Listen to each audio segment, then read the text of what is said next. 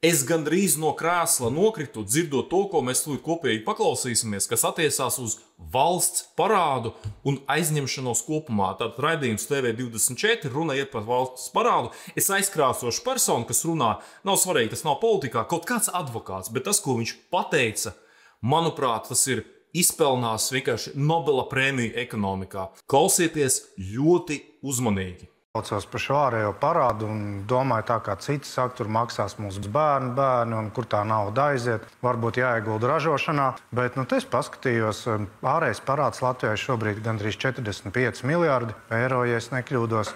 Budžets, šī gada budžets mums kaut kādi 15, 17 miljārdi eiro. Un tad es padomāju, bet kura gan valsts vispār ir bankrotējusi? Jo mēs jau neesam pirmie, kuriem ir liela parāda, un paskatāmies, kas notika ar Grieķiju.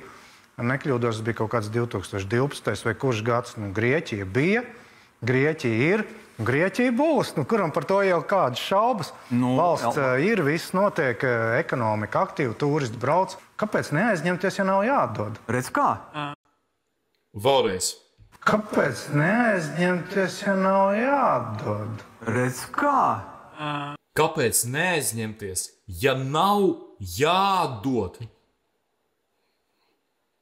Klausieties, tad mēs varam doties visi nākamajā dienā, iet uz banku. Ja nav jāatdod, visa Latvija tad aizņemamies un ejam tādu normālu šopingu uztaisam. Atcerieties 9. gadu. 9. gadu atcerieties, kā bija? Kāda bija tā saucamā budžeta konsolidēšana pēc būtības nogriešanas? Atcerieties, kā bija tad algas nokritušās? Atcerieties, kā nodokļi tika palielināti? Un kāda vispār bija tajā laikā tāda zināma nabadzība.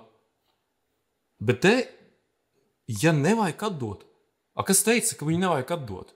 Visu laiku, katru gadu mums ir tas, visu laiku valdību finanšu ministrija mums lielās par to, ka parāds tiek pārfinansēts. Pārfinansēts tas, ko nozīmē? Tiek ņemts jauns aizdevums, lai sektu iepriekšējās parāda saistības. Paklausāmies nedaudz tālāk. Jā, bet kaut vai tikai parāda apkalpošana, tā gan ir jāmaksā. Un tā ir mums sastādīta. Tas ir mazāk nekā maksāt pašu parādu, kādu brīdi maksā. Jā, kas tur tāds sīkums? Šobrīd 500 miljards eiro gadā, jau pēc pāris gadiem jau būs miljards eiro gadā. Tikai procentos, neatdodot vispār pamatsummu. Tās parāda apkalpošana, pēc tam dzīvo cepuri kuldams, Jā, šo viedokli koalīcijā aizstāv progresīvie. Var iet vēl soli tālāk un var teikt, paskatieties uz demogrāfijas rādītājiem. Tāpat pēc kaut kādiem 50, 70 gadiem kāda Latvija nebūs. Tā kāda nacionāla valsts. Kāpēc neņemt? Jā, ko mēs...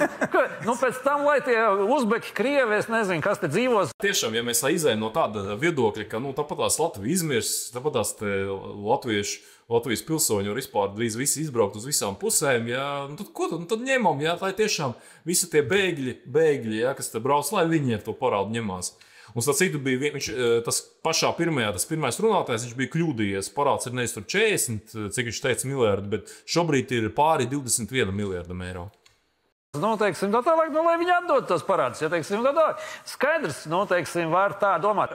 Ja mēs tiešām, tā arī padodamies un norakstam šo valsti un nekādu nākotni neplānojam, tad tā ir domāšana. Ja mēs plānojam, tad Grieķijas tas pats piemērs, tas, kam viņi izgāja cauri, tad, kad valūtas fonds pārņēma viņu, menedžēšanu. Ja? Starp citu, Grieķija tiešām ir interesants un labs piemērs, jo Grieķija tagad attīstās ļoti labi. Grieķija attīstās ļoti strauji pēc visa šī te. Bet tev ir jāiziet cauri brīžiem, kuros nav pensiju. Kuros nav skolas, nav slimnīcas, Jā, tas ir tieši tas, kas bija labi mums vēl līdz tam, ka nebija pensijas vēl 9. gadā nenonāca, bet tā griešana bija tāda, ka cik daudz no jums atcerieties. Un cik tajā laikā cilvēki bija pametuši Latviju, braucot uz īrijām, Anglijām, labākas dzīves meklējumos. Un pie tām, ja nevajadzēs atdot, kā teica tas pirmais runātājs, tad kāpēc mums te runā pēkšņi par to, ka tā kā vajadzētu daļai izpārdot valsts uzņēmumus, ja jau nav jādod naudu? Kuros tev visi šie maksājumi, kuros ir milzīgs bezdarbs, kuros parāds jau nekur nepazūd. Grieķijas saistība ar Vācijas ekonomiku, atceries, kāda bija, tas arī nav mazsvarīgi. tajā brīdī, kad tur kaut kas notiek, Friču arī met tur iekšā pieteikti. Jā, protams, valstu bankrots tā ir atsevišķa tēma. Valsts bankrota ik pa brīdim, un tiešām turpat ir vēl tāds paradoks ekonomikā labi aprakstīts, ka, piemēram, tad, kad valsts bankrotē, ir tāds speciāls nosaukums - defaults. Valsts bankrotē, tad viņi it kā nākamajā dienā pēc savu bankrotu, viņi it kā ir labākās starta pozīcijās. Jo viņi ir nulle, piemēram, tagad ir devalvācija. Bet ir viena ļoti būtiska nianse. Skatieties, pieņemsim, mēs parādā esam 20 miljārdus. Ja? Un ja mēs, piemēram, vienā dienā pasakam, ka visiem paldies, visiem uz redzēšanos, nav mums naudas. Ja mēs vēl tā pieļaujam, ka tā būs, ka neviens te nenāks ar pretenzijām, tad pēc šāda gadījuma mums ne tas, ka vispār neviens nekad vispār neko neaizdos, ja? Tad, kad pat varbūt mums vajadzēs, bet ja pat mums kāds kaut ko aizdos, tas būs zem tādiem procentiem, ka tur maz neliksies nevienam. Par to jau ir runa, ka pat esošajos apstākļos runā par to, ka mēs vēl varēsim, tā kā mēs aizņēmāmies 2 miljardus gadā, nākamos 2 gadus saka, ka jau vajadzēs pat 2, jau ne 2, bet 4 miljardus katru gadu aizņemties. Ka tas vēl tikai dažus gadus. Kas būs pēc tam? Kāds būs tās likmes, zem kurām kāds ies un mums kaut ko aizdos?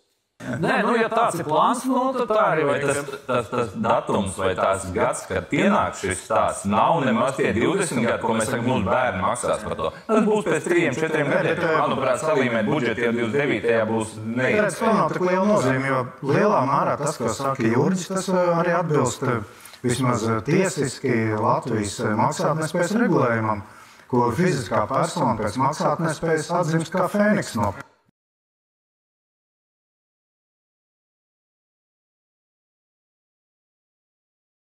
pelniem. Jo, ja juridiskā persona pēc maksātnespējas pārstāv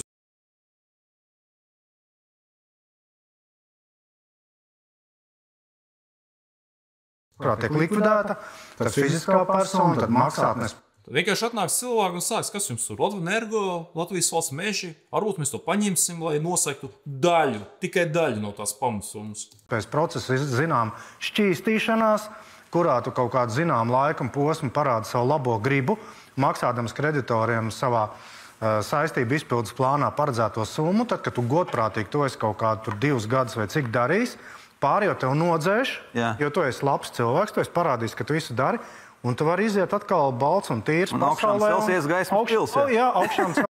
Es tiešām klausoties šo cilvēku, šo advokātu, man tiešām domāju, viņš pats tic tam, ko viņš runā, vai tas, es nezinu, viņi kāds te atsūtījis, kādi progresīvie viņi te ir iesūtījuši stāstīt šīs pasakas. Celsies gaismas pils, un vecie parādi būs atlaisti, un tu varēsi no nulles sākt ar savu pieredzi, ar savām zināšanām būvēt jaunu ekonomiku. Jo tās ciešanas, kuram izies cauri, pirmkārt jau trūcīgākie iedzīvotāji. Un valsts sektorā strādājošie dādāji, visā šī procesā līdz tai atzimšanai, kā Fēniksam, tie ir daudzi gadi, kuros nenotiek nekāda attīstība. Tur nav attīstība nevienā sektorā, ne izglītībā, ne veselībā, ne aizsardzībā, ne iekšlietās, ne biznesā, ne kur tādā.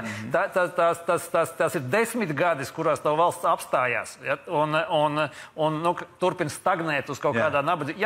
Jā, viņi pastāvēs, un jā, viņi varbūt kaut kad atzīmes, bet tas noteikti, mēs negribam savai valstī to nodarīt un savām dzīvēm, ja tie būs 10 gadi arī mūsu dzīves. Ja? Mēs negribam. Bet galvenais jau, kad lai tos. Tas ir, kad bija tā lielā Amerikas depresija un tā paudze, kas tajā laikā dzīvotas, no 30 līdz 40 gadam, kā viņi tur bija nosaukuši, zaudētā paudze. Sistēmu mainīt un to sākt dzīvot no saviem līdzekļiem, nevajag fundamentālām sāpēm iziet cauri. Vajag sākt dzīvot nedaudz taupīgāk, nekā mēs to darījām līdz šim. Netērēt lietās, kurās kara laikos nedrīkst tērēt. Rezumējot, es domāju, ka par cik jau tagad ir priekšvēlēšana laiks, un ir labi, ka jau sāk ar vien vairāk aktualizēties šī tēma par šo aizņemšanos, un ka tā vairāk turpmāk dzīvot nevar. Es domāju, ka ne tikai no jaunās vienotības, gan arī no progresīvu puses sāks parādīties visādi šādi eksperti, kas sāks, es atvainojos, tādas pīlītes pūst, ko mēs pašā sākumā dzirdējām, ka, ja jau nav jādod, tad vajag aizņemties. Bet tam it kā cilvēks, advokāts, it kā cilvēks, tā kā zina likums. Bet kā saka, katrs paliek pie sava, bet ir labi, ka jau šī tēma sāk arvien skaļāk un skaļāk palikt.